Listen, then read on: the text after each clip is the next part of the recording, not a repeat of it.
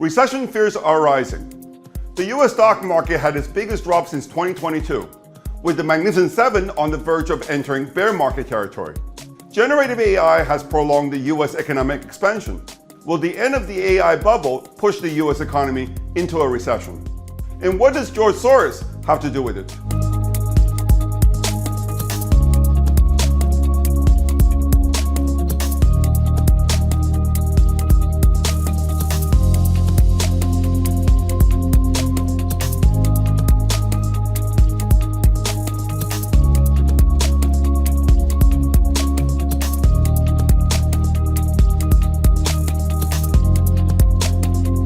A self-fulfilling prophecy is a belief about a future outcome that helps bring about its own fulfillment. In Oedipus Rex, Sophocles' famous play, the prophecy that Oedipus will grow up to murder his father and marry his mother shaped the actions of the story's protagonists and ultimately seal their destiny. Karl Popper, George Soros' teacher at the London School of Economics, called the influence of a prediction upon the event predicted the Oedipus effect. Soros later applied the idea to analyze the interdependency between economics and financial markets and called it reflexivity. The basic idea behind the theory of reflexivity is that the market does not only reflect fundamentals, but that the market can also influence the fundamentals. With this feedback loop between asset prices and their fundamentals, markets have a tendency towards disequilibrium, and we could see overshooting. In my view, reflexivity is particularly relevant right now. It can help us understand what has been going on with the US economy and even make a reasonable prediction of its immediate outlook.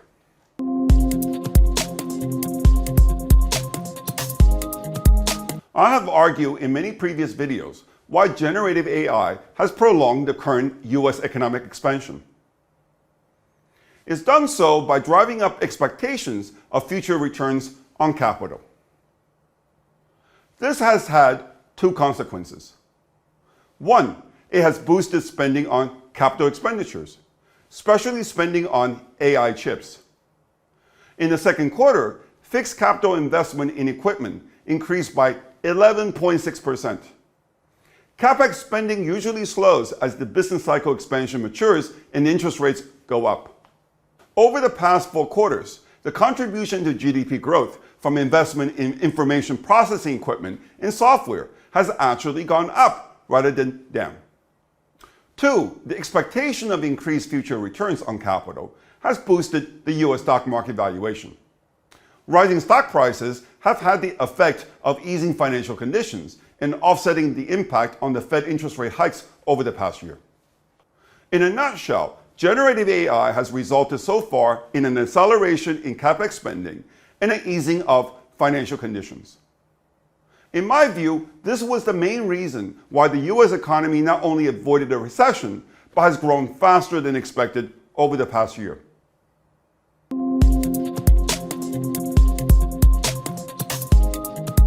AI has been around for a very long time. What makes generative AI different is that it can create new content like text, images, and videos. The fact that generative AI is both user-friendly and easy to relate to is probably why it has captured the imagination of the world in such a short time. Indeed, not since the advent of the age of the internet has there been so much hype about a new technology.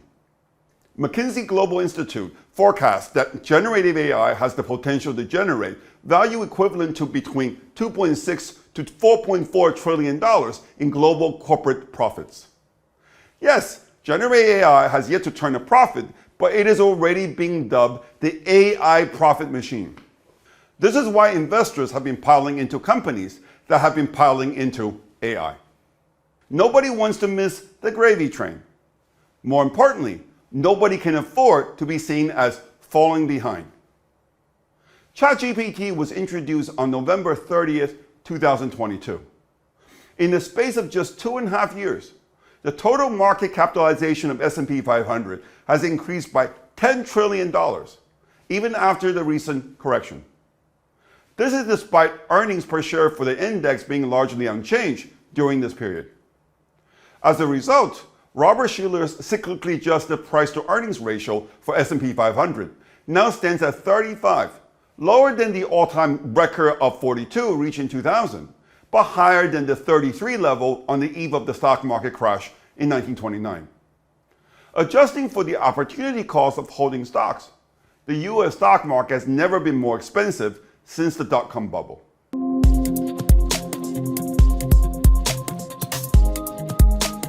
The Magnificent Seven has had a 20% correction over the past 2 weeks.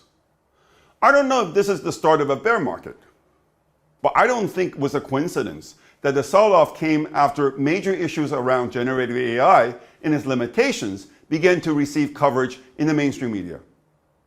Large language models are trained on the internet, so they're prone to bias, factual errors, and misinformation. Generative AI that creates new content using data on the internet may infringe on intellectual property rights. Running large language models consumes a lot of energy. Even more problematically, so far no AI killer application has emerged. Darren Acemoglu, a highly respected economist at MIT, recently published a paper in which he calculated that the effect of generative AI on total factor productivity and GDP growth will be on the order of only 0.66% and 0.93% over 10 years. If he's even half right, Wall Street has a problem, and so does the US economy.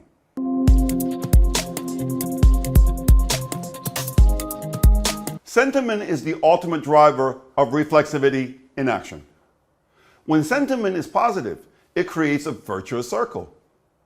When sentiment sours, a vicious circle takes over.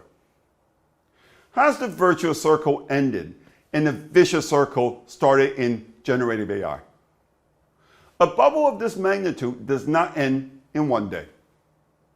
After a 20% sell-off of the Magnificent Seven, I suspect in the very short term we will see consolidation and bargain hunters stepping in.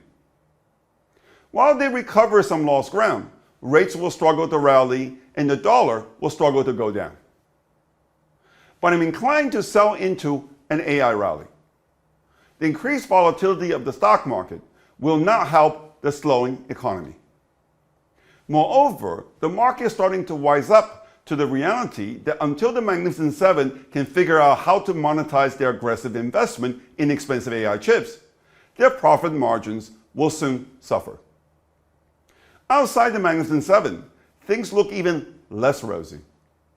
In the July Business Conditions Survey conducted by the National Association of Business Economists, the percentage of panelists reporting rising profit margins minus the percentage reporting falling profit margins fell from 24 in the April survey to just 7, the lowest reading since last October. As I said 2 weeks ago, the Sahm rule is a necessary but not sufficient condition for a US recession. That a recession is not likely without a decline in corporate profit margin. My gut tells me that contrary to Wall Street consensus, the profit cycle is turning south.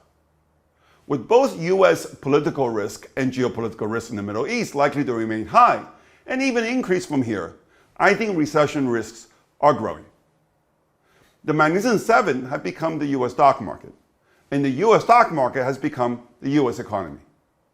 I don't think it is possible to form an opinion about the US economy without taking a view on the Magnificent Seven and their stock price.